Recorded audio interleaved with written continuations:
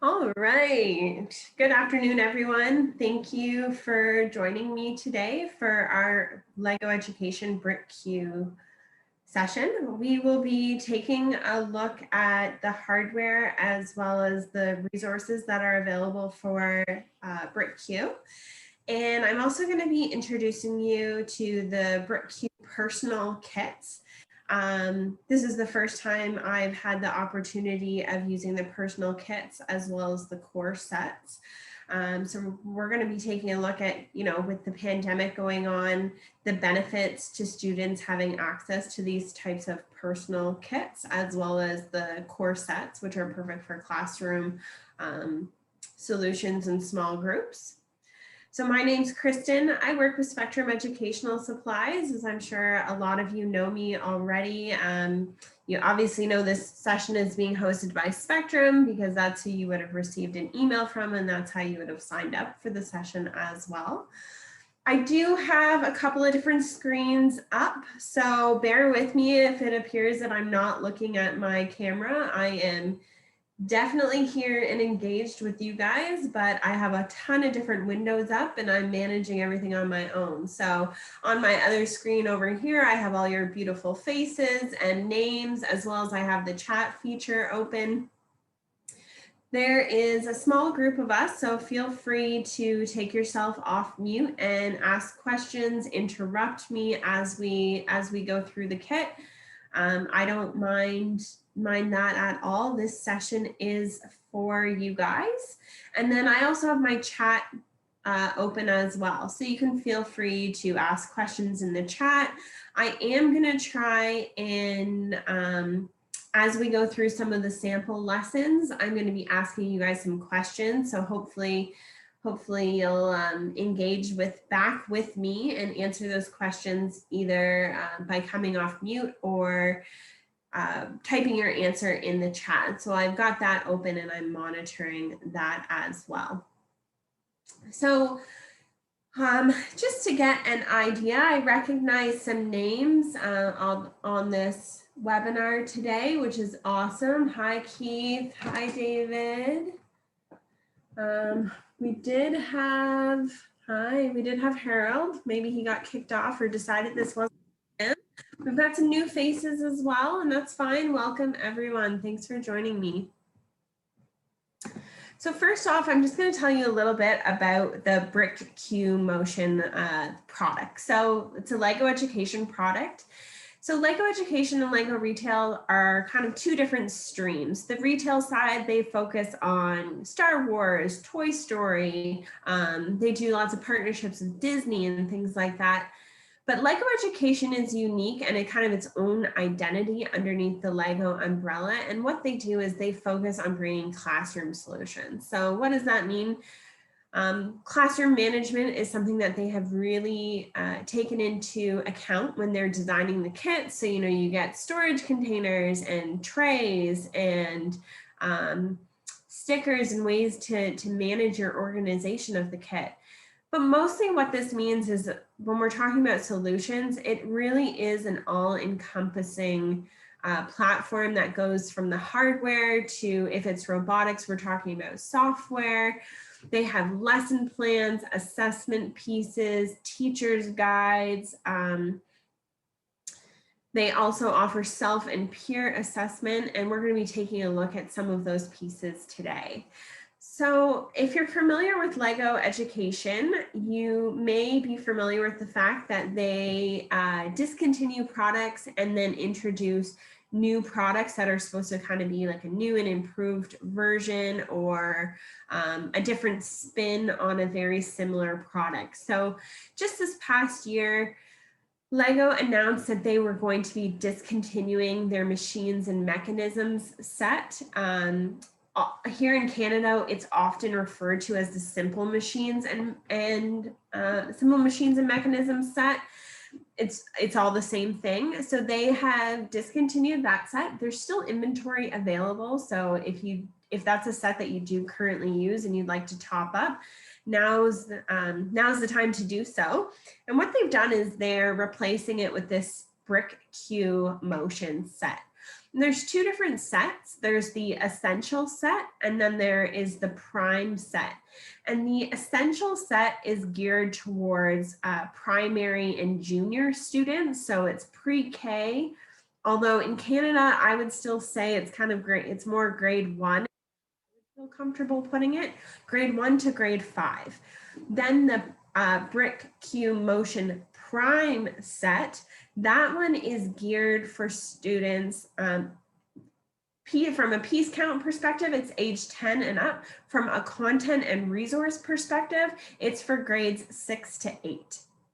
And we're going to be looking at some of the curriculum today with the lesson plans that I've chosen. So hopefully you'll be able to see how it fits in Ontario and Canadian curriculum. So I've kind of gone ahead a little bit, but essentially, so this is a landing page on our website. So spectrum-nasco.ca if you wanted to review kind of in detail more about these sets. I mentioned about these personal learning sets. These are kind of like mini Lego sets that are companion sets to the main set itself. And that's so that learning can happen anywhere with kind of this hybrid learning model that, you know, everyone has been discussing so much in the learn at home. Also, even if it were to be used in the classroom, it means that there is less sharing of materials with these mini kits. So students can kind of be assigned a mini kit for the school year, the duration of the year, and that would kind of be their set to work through the different activities with. They wouldn't necessarily have to share it with anyone. So a lot of the content in the BricQ Motion, both the essential and the prime set, they're age appropriate. So they are really focusing on forces in motion. So kind of we're talking about that push and pull. There are lots of the simple machines builds. That the activity that I chose today is actually going to be looking at levers, one of them. And then one of the other activities that I've chosen for a different age group is looking at gears and different ways that we can teach gears. So even though it's no longer labeled as the simple machines and mechanisms or the machines and mechanisms set, you're still going to get a lot of the same learning outcomes, and you're going to be able to teach that curriculum by using this new BricQ Motion set. So we have the core set, which is, you know, it's typical. I'll switch my camera so you guys can actually see. I've got the set here beside me. Great. It's a little bit hard to show just because it is a bird's eye view, but it's got that traditional large storage container with the locking lid that snaps on top. Both sets have that. It's got an inventory card in traditional Lego fashion, so you know how to organize your kit and keep it ready to go, ready to use for your students. We've got the different sorting trays, and all of our pieces are color coded, which this is a fairly new set, so I've actually just got it all set up and ready for the session today. So if we refer back to my screen that I'm sharing, so we've got the core set, we've got the building instructions and all the pieces that we need, but then there's also these little personal sets, so these mini sets. So they just come in a box, so they don't have storage. I would recommend using like maybe a Ziploc bag for the pieces for after the fact, just so that you don't have to deal with, you know, the box and pieces and all of that stuff. And it comes with its own little building instruction guide. And then we sell them, of course, as a core set, as well as with a few personal sets also. So it's kind of that combo. And then Prime, the BricQ Motion Prime is very similar. It's just the content is more age appropriate for kind of those grades 6 to 8. So the piece count and the pieces are a little bit different. That's why there's two sets, because the building instructions and the building models for Prime require different building pieces than than the essential set. So that's why, unfortunately, it's not one set for all the grades, but it is broken up that way. And exactly the same way, you've got your core set, your storage container with your trays and your building guides. Then there's also personal sets that go with this one as well. And then we sell them as a combo also. And you'll notice that it is color coded. So the BricQ Motion Essential, everything is in green, and the Prime is, everything is in blue. The guides are blue, the boxes are blue, that type of thing. So let's get into the resource side of things. So this can be found if you want to follow along, or if you want to go after the session and have a look and poke around on your own, you're welcome to do so. Education.lego.com. I did put the website in the chat. So we have a question: is the personal set for just one child, or 2 or 3? Ideally, it would be a 1-to-1 ratio, 1 kit to 1 student. You could have them work in pairs though, where anything with Lego, you can benefit from actually working in pairs, because typically there's always going to be one person that's going to kind of take the lead just naturally. There's also going to be someone who maybe is a little bit better at building, or someone who's a little bit better at recording the results. It's definitely working with Lego in any of the sets. It's definitely something that can be a very collaborative experience. So they can be working in groups. So education.lego.com, you're going to head on over to the resources tab. You're just going to choose all resources. You're going to go to library, and then it's going to list all of the different products, and you can choose which product resources you're looking for. So in this case, we are looking at the Lego Education BricQ Motion. So I'm going to select that one. And along the left-hand side here is where our menu and all of our different options are. So we have the essential set, and it gives you a start guide as well as lesson plans. For the Prime set, it's the same. There's going to be the starting guide and then the lesson plan. And then they've also given you some troubleshooting. So just some frequently asked questions, you know, what is BricQ Motion? Some general information. It talks about the classroom sets versus the personal sets, which are found under the hybrid learning section. And then also the curriculum. So where does it fit within the curriculum? There's always extension activities as well, so it can be a very cross-curricular solution. So we're gonna jump right into the BricQ Motion Essential Start Guide. So I'm just gonna go ahead and play this video. Hopefully it works. Primary school students explore the science of forces, motion, and interactions. SNC, joyfully supporting engineering, creativity, and math skill development. Thinking inside the box. Essential set includes 500 networks plus digital products. These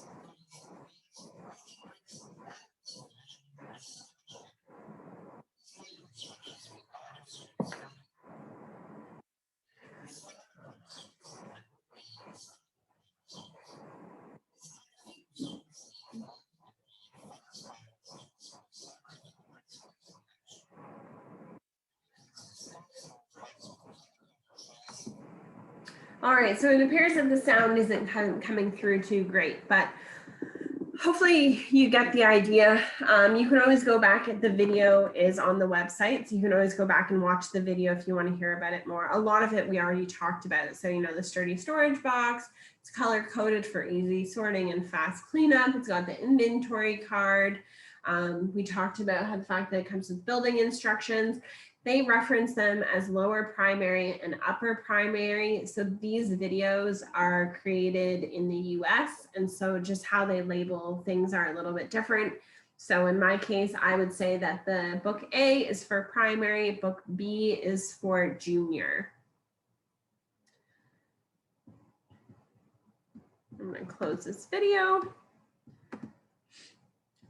So it shows you how to access. There's little videos, and I won't play them if they're not coming through clear, but there's videos of, how do you access the lessons, and it'll show you where to go. It gives you step by step of how to set up your storage container the first time you receive it. All the Lego sets now come with stickers that allow you to label them. Personally, I don't really feel like this was a new concept. It's something that I was doing anyway. And when I was able to get out into the classrooms, it's something that I was seeing was happening regularly anyway. The only difference now is that Lego is actually providing you with the stickers and actually telling you to label your kits for a classroom management standpoint.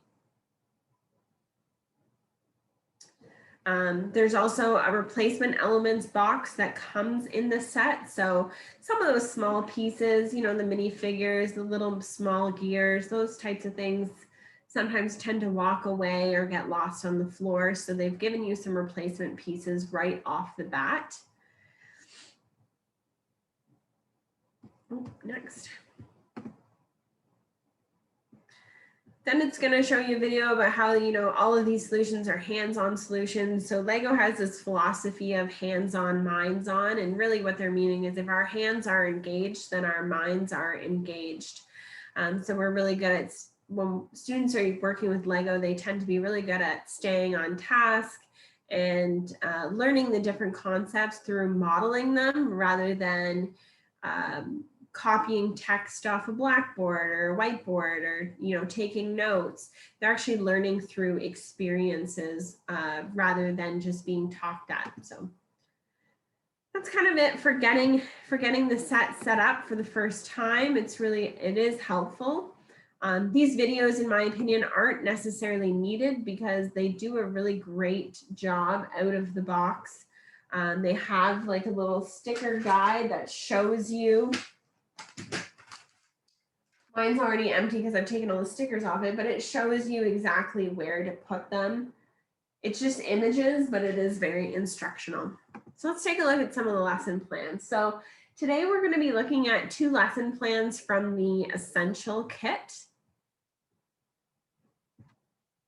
So I just went ahead and chose the Essential Kit. And there's 2, remember I said that there's 2 different categories. So there's the primary, which would be the Train to Win unit, or there's more of the junior, which is the Winning with Science unit. And each one of these unit plans have 7 different lessons in them, core lessons. And then there's also the hybrid lessons as well. So let's pretend we're primary students and go into the Train to Win. And I have actually chosen the Get Up and Dance lesson. So this is, these lessons, you can either provide them to your students exactly like this. You can either, you can download them if you wish to, or you can just give them access to the website and explain where they need to be. There is some information in here that is specific to the educator. So to you guys, the prepare, and as well, you can see the headings along the top: prepare, engage, explore, explain, elaborate, evaluate. Tips, differentiation, extensions, and then the hybrid. So some of these are very specific to the educator, but all of the E's, the 5 E's, are where your students are going to be. So before we start a lesson, you're always going to want to review your material, make sure you have everything you need. If there's any concepts that your students need to be introduced to ahead of time, you want to make sure that you've done those in an earlier lesson, or make them a part of this lesson. So in this case, we're going to be talking about like push and pull and the effects that has. We're going to consider the abilities and the backgrounds of our students. So all this really means is students, they learn at a different pace. Everyone learns differently, as I'm sure you guys are all aware of. Some students learn better from doing, some learn better from explaining it to someone else. Some students are just really quick builders and catch on very quickly. So we want to make sure that those students, we have extra extension activities for them to keep them busy and engaged.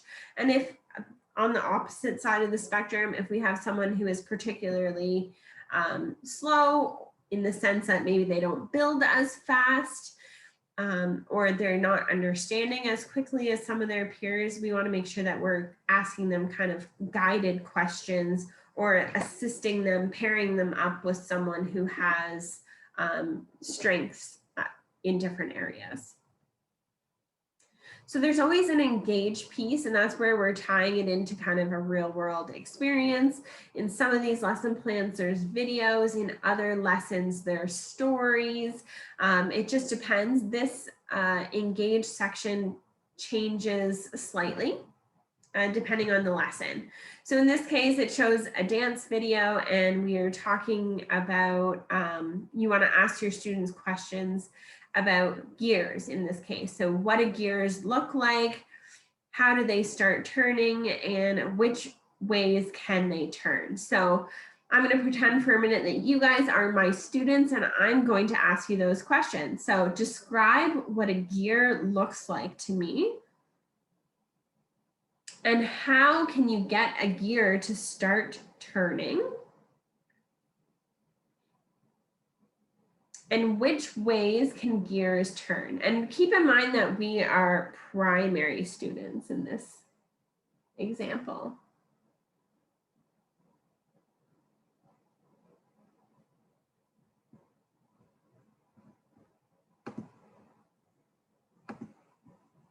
So if I were to describe a gear, I would say that it's a circular object in shape. And then it almost has little nubs going all the way around the outside. And some gears have more of these nubs and some have less. How do they start turning? Got some gears here.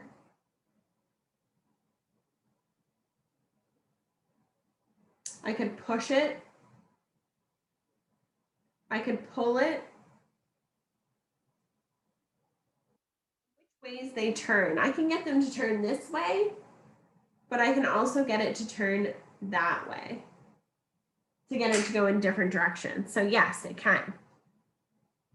So what we're going to be doing is we're going to be building a dance floor, and we're going to use the gears. Good example would be a bike. Yes, I like that. Examples are always helpful for the students. Again, we want to make that real world connection for them.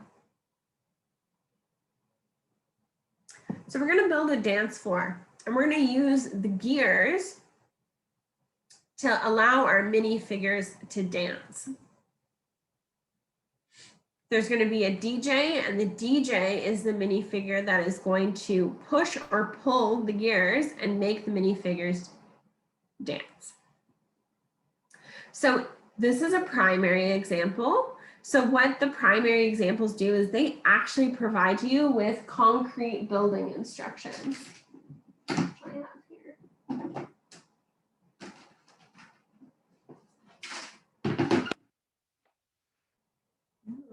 Not good with this document camera. There we go. So we're going to actually be building the first, just the first one with building instructions. And each minifigure is attached to a different gear.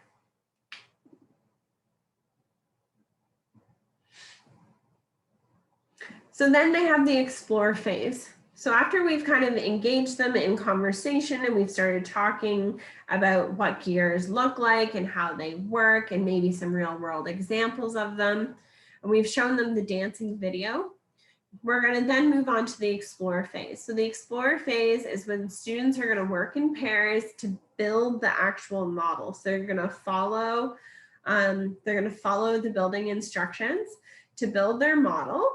And if students want to deviate from the building instructions a little bit, they can do so, but we're going to try and encourage them to stick with the building instructions for now, because there is a student worksheet that is associated with this lesson, which is how we're going to determine whether they're understanding the concept of using the different gears. So you give them some time to build their models and kind of play around with them a little bit. The only other additional piece of equipment that you would need for this specific lesson would be music. So now we're going to have them play freeze dance. So put some music on, start the movement of the model by pushing the black record on the purple gear. So I have gone ahead and I built this model. Zoom in.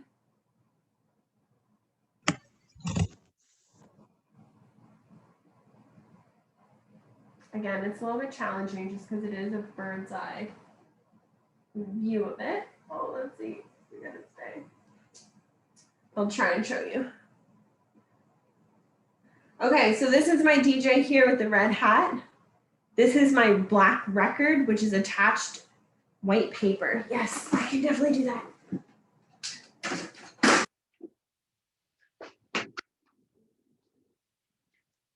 So much color, right? A little better.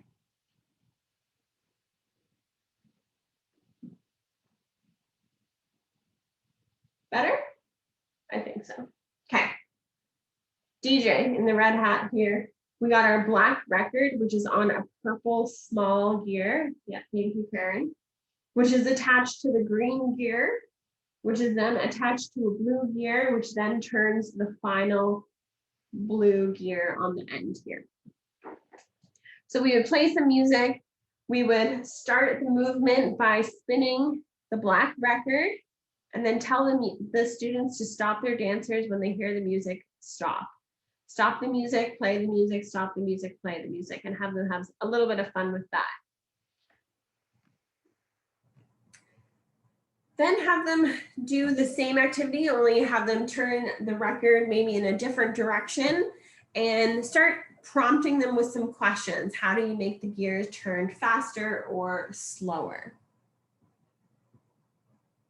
So then I'm going to go ahead and show you guys. Oops.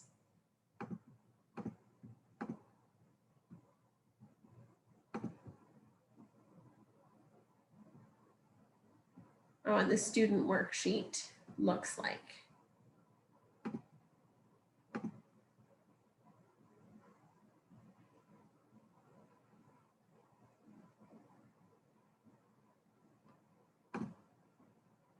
Okay, so we've got our student worksheet. So it's 2-in-1. And what we're looking at is when the green gear turns this direction, what happens to the purple gear? Is it going to travel fast or slow? What do you think?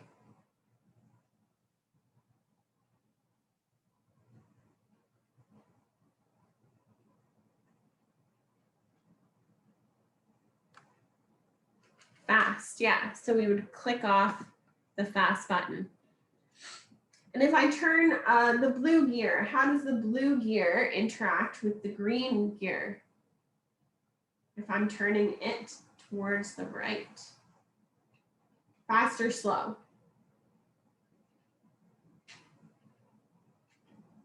It's going to be slower. And then finally, when we turn the blue gear, how does it affect the other blue gear?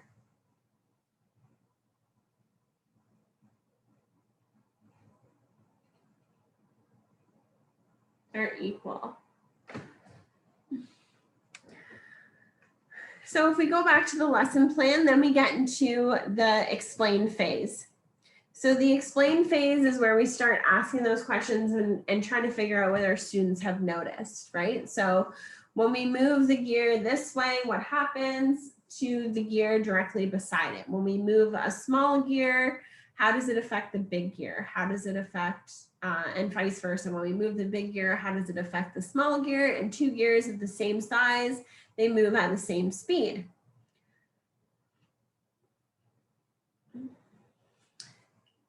Something else you can point out to your students is talking about different directions. So if I'm moving one gear in this direction, is the gear beside it moving in the same direction? No, it's not. It's moving in the opposite direction. So next we would move on to the elaborate phase. So then this is when the students can get really creative and kind of rearrange and change their dance floor models.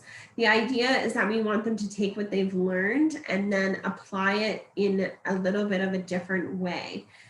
So have them experiment with moving the gears into different positions, and then have them complete the worksheet indicating which gears are fast and slow, and then allow them a few minutes to kind of disassemble their models and sort the bricks back into their trays to clean up their workstations. The evaluate section is something that's kind of ongoing throughout, and there is kind of a little table that I'm going to show you as well, where you can be taking notes of what you're observing in your classroom while this activity is happening. So ask the students some guided questions and have them think out loud and explain what their thought process and reasoning was in the problem solving decisions that they made when they were building their models. So, you know, how did you determine that one gear was moving faster than the other? And then the other thing, you want to create kind of a scale. So who needs additional support? Can they work independently, and can they teach others how to do what they've just learned? There's a self-assessment piece that I always like from Lego. So Lego will often say, take 3 bricks of different colors. Green, I think I can describe what push means. Blue is I know I can describe what push means. Purple is I can describe what push means. And I can help a friend understand it too.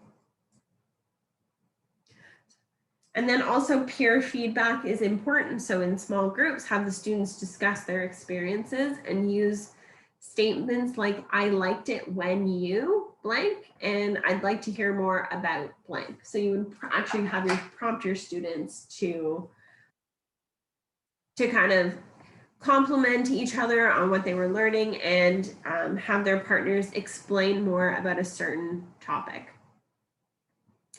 There's also a tip section as well. So there's tips for the model, and in some cases, there's also tips for the activity, depending on the complexity of the activity.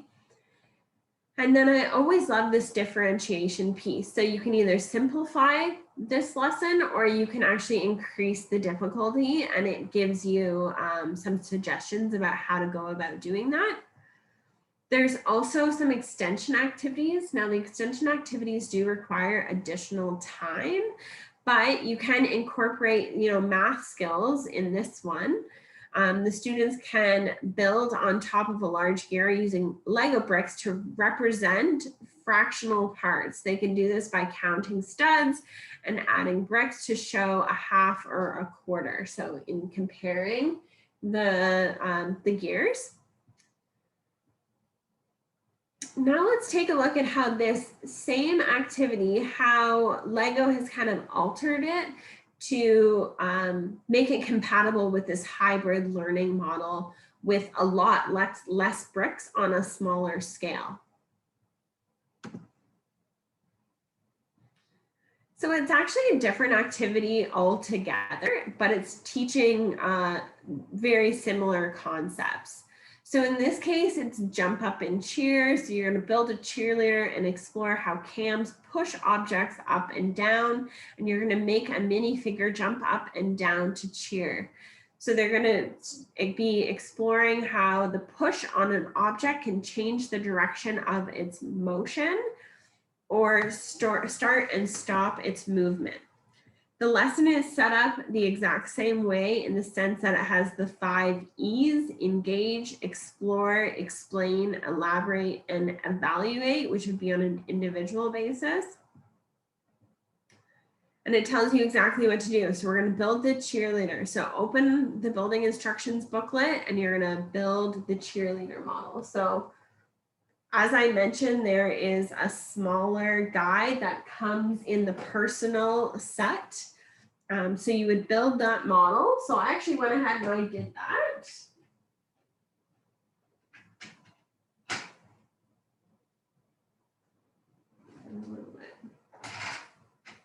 A little bit hard to see. Maybe I can do this.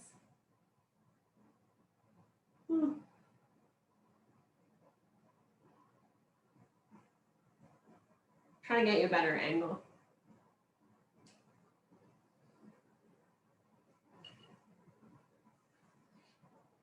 So this one, as I turn the gears, it causes the minifigure to go up and down. It's probably very hard to see. Like this. If I turn, it goes up, down. It happens really quickly.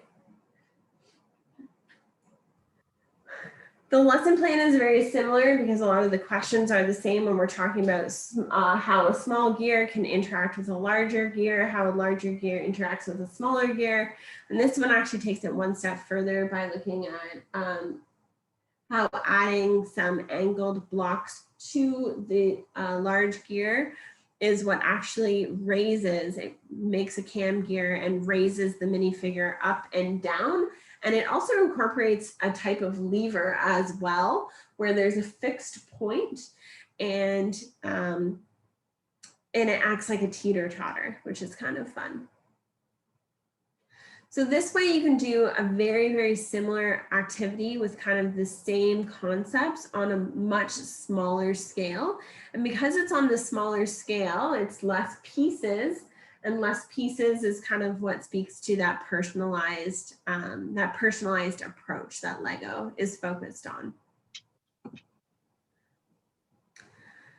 So now I'm actually going to head back. So that's just one of the lessons from BricQ Essential from the Train to Win unit, which is for primary. So I'm going to go back and I'm going to have a look at another lesson plan that I wanted to show you from one of the juniors. So this unit is called Winning with Science. And all of these kind of have like a sports theme to them. So I really liked the track and field activity. And this one has a little bit more of an open-ended feel to it. Even though it's set up in the same way, there's a prepare section, there's the 5 E's: engage, explore, explain, elaborate, and evaluate. And then it also has the tips, differentiation, extension activities, and then there's also a hybrid model with this one as well.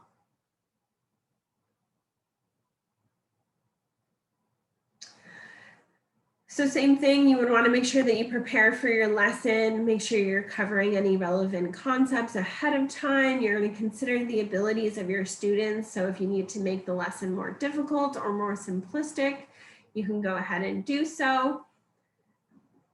And then you're also going to want to make sure that you have a way of sharing materials with your class. So as a class, they're going to watch a video that talks about or features some track and field events.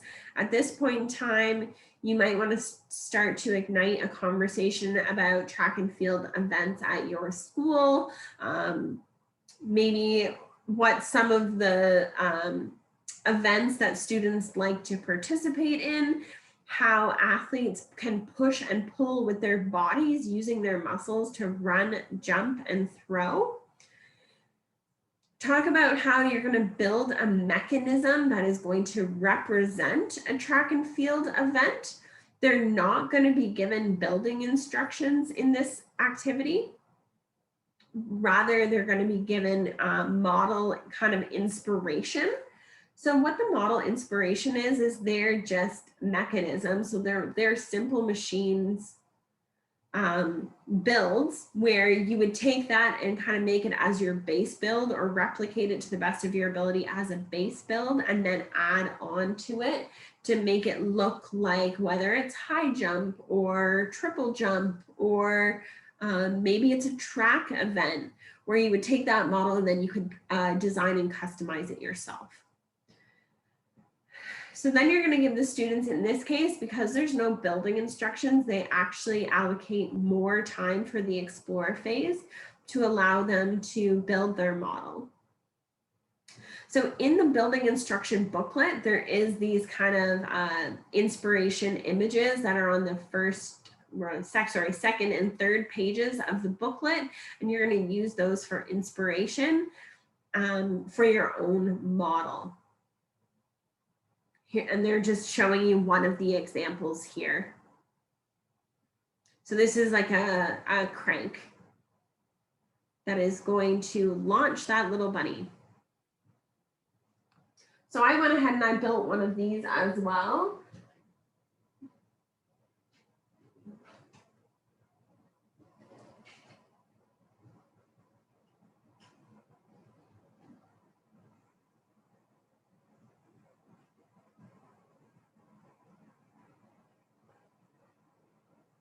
There we go. So I built a little high jump. So I've got my bar, and my bar is adjustable if need be. I've got kind of my pillowy cushion here, and I've got my little mini figure that is going to run and then get launched over the bar for high jump. So in this case, when we get to the explain phase, we're gonna gather the students together and have, in this case, because everyone's model is gonna be different, we're gonna have everyone share what they've built, and we're gonna ask questions as they share. So how do you think that the model represents the event that you chose? So I'm going to ask you guys, so I built high jump. How do you think the model that I built represents high jump?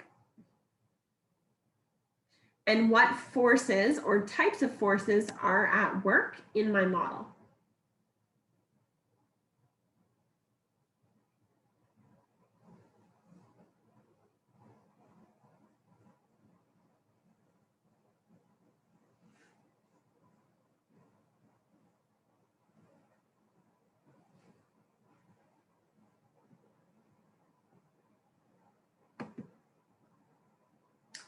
So the lever represents the force upward that I'm going to need when I'm jumping. Yeah.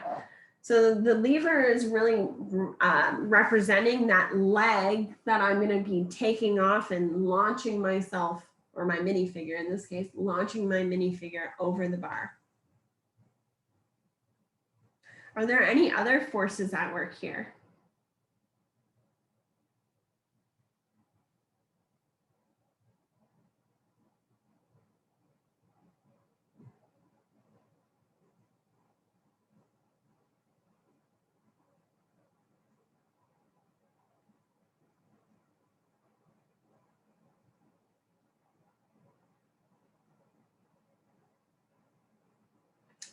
Well, gravity is definitely at work here, because after I launch myself over that bar, gravity is going to pull me down onto my mat that I've created, where I'm going to land, and I'm actually, the weight of my body is going to push into the mat itself.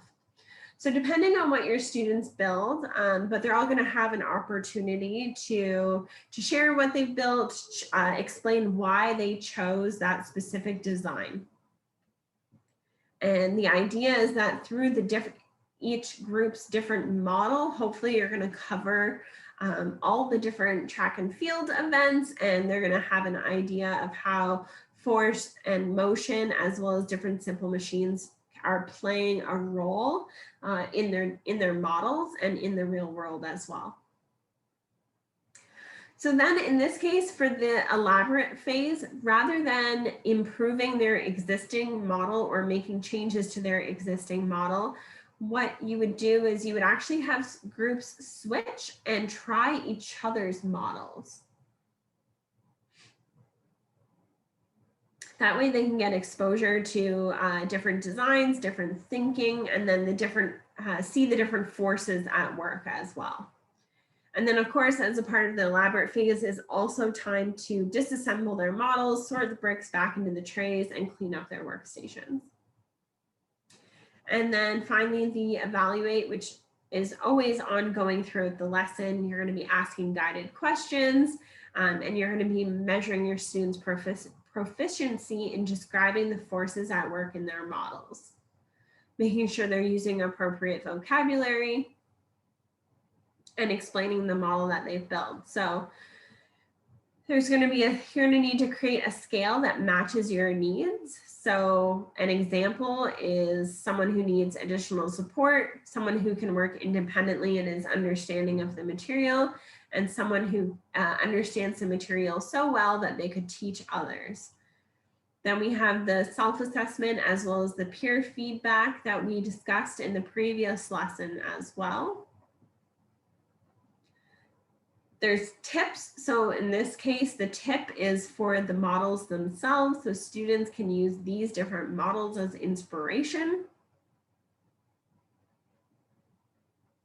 How to simplify the lesson or increase its difficulty, which is helpful depending on the level of your students. And then there's also a math extension activity. So the students can calculate the amount of space required for their models on a tabletop athletics field by multiplying the length of its side and finding its area.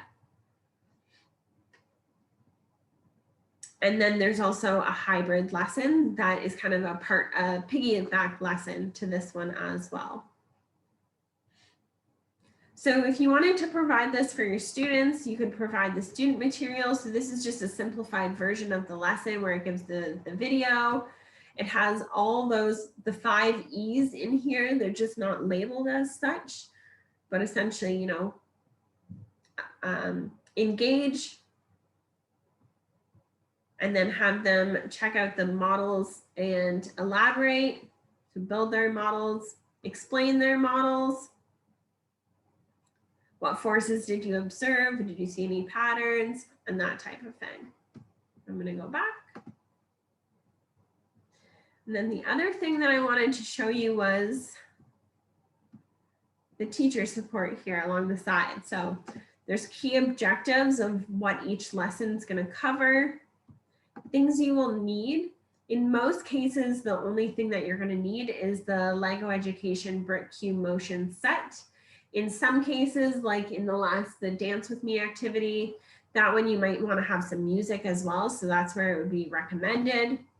There's additional resources here. So additional resources, you can actually access the building instructions in a digital format online as well. In case those booklets either go missing or get damaged, you can view them online. You can print them and laminate them if you needed a backup set, or even a teacher's master set of all the different building instructions. So this is actually the whole guide itself. So these are some of the models that it was recommending that you take a look at as inspiration.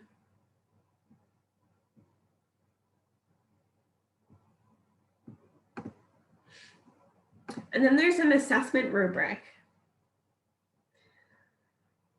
So this is where you could create your own, or you could use this, this one that's Lego's provided.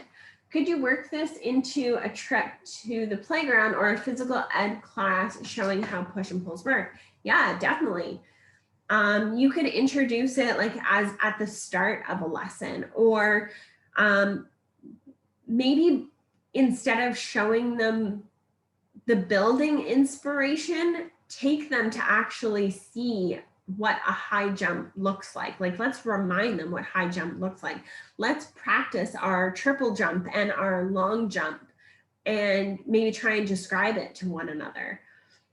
One of my favorite activities to do, mostly because it's something that you probably do on a regular basis, but then to describe it is completely different, is if I ask you to write down step by step how to tie your shoelaces, or if I asked you to tell me step by step how to tie shoelaces, you'd actually probably have to think about it.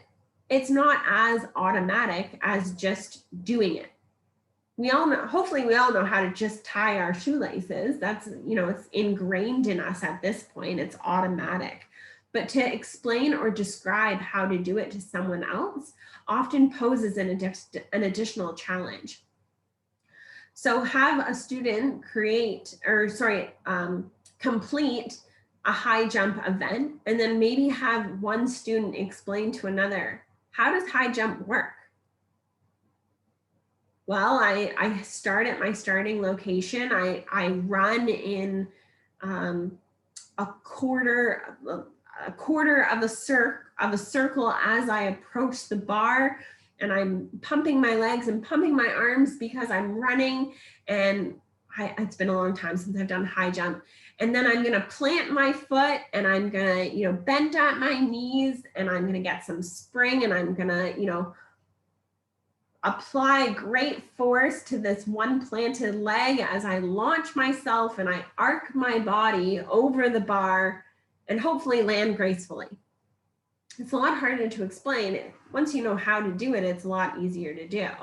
So taking the students somewhere on almost like a field trip or some type of trip to see these things in action is great. And anytime we can tie it into real world experiences, it's just going to show students kind of the value of why they're learning this. Because this is something that's going to apply and be a general understanding of the world around them moving forward. So there are these rubrics here if you wanted to use them. There are educational standards. Now, these are next generation science standards or Common Core standards because it is an American product. But I went ahead and I pulled up the topics in science and technology for the Ontario curriculum anyway.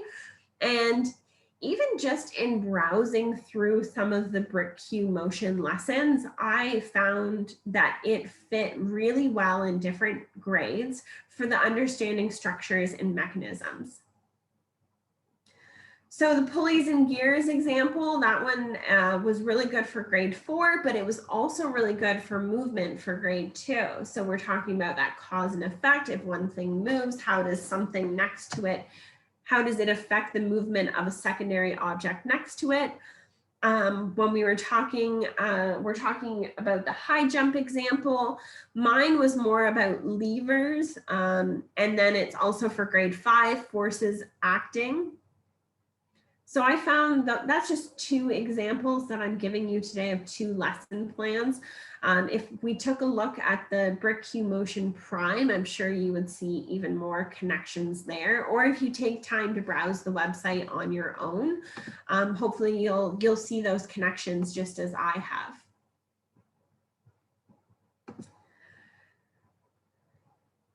So that is it for me for today. I've kind of just given you a brief overview of the product itself, as well as 2 of the sample lessons.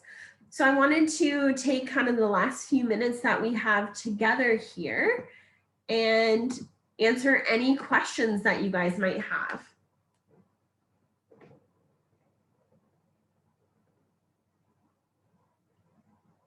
So Karen's feedback, it would be helpful to include other province standards as well. I agree, and I hope that that's something that we can offer in the future. I definitely can relate to that, Karen. I personally am here in Ontario, which is why the Ontario curriculum is where my comfort level is. But I will definitely reach out to our provincial reps next time I do something like this and see if they have some similar grid that I can use and refer to. Yeah, go ahead, Rob. Thank you. To get started, would it be advisable to buy a set, play around with it, sort of, go through all the lesson plans, get a good feel for it, and then, to invest more into it before approaching going to the classrooms? That would be ideal, especially because LEGO education products are an investment, definitely. Let me get my camera back on here. They are, I mean, I'm not telling you anything you don't know. It's not the cheapest option out there. So you want to make sure that it's a good solution and it's going to meet your classroom needs. Alternatively, I could loan you a set. If you Okay. wanted to if you want to connect with me, I'll drop my email in the chat, and I would be open to loaning you a set for 30 days if you wanted to evaluate it, if you weren't sure. The lesson plans you can access anytime. They're free. They're not overly useful without the kit. I like them for inspiration for other ideas though, for specifically in the primary, like if you just have bulk Lego, some of the primary resources are awesome for just for inspiration for some new classroom activities if you're looking to kind of liven things up a little bit. Okay. I'd definitely be interested in that. That's fantastic. Thank you. Sure, yeah. So I just put my email in there now. I saw Evelyn would be interested in Alberta. Oh, thank you for joining us from Alberta and BC, guys.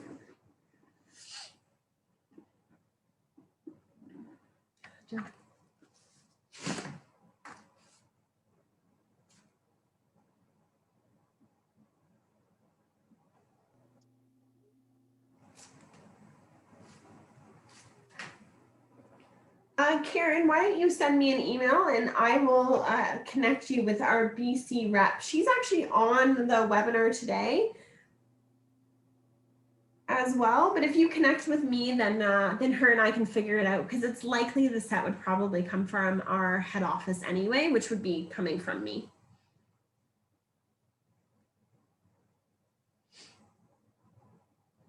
So it depends where you are in Alberta, Evelyn.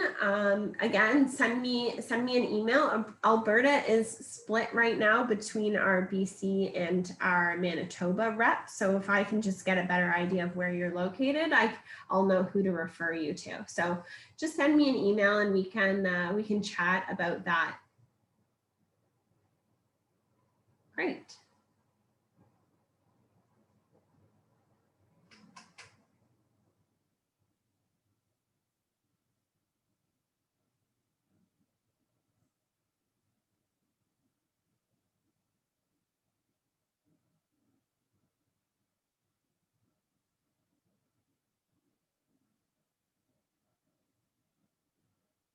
Thanks for joining us, Karen. She's got to go. Does anybody else have any questions?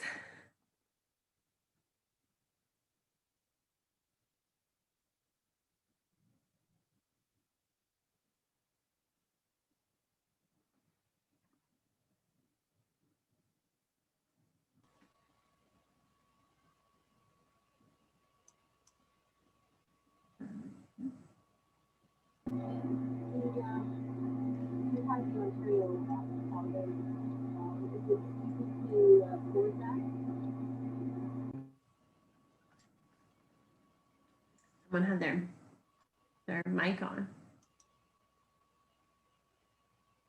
All right.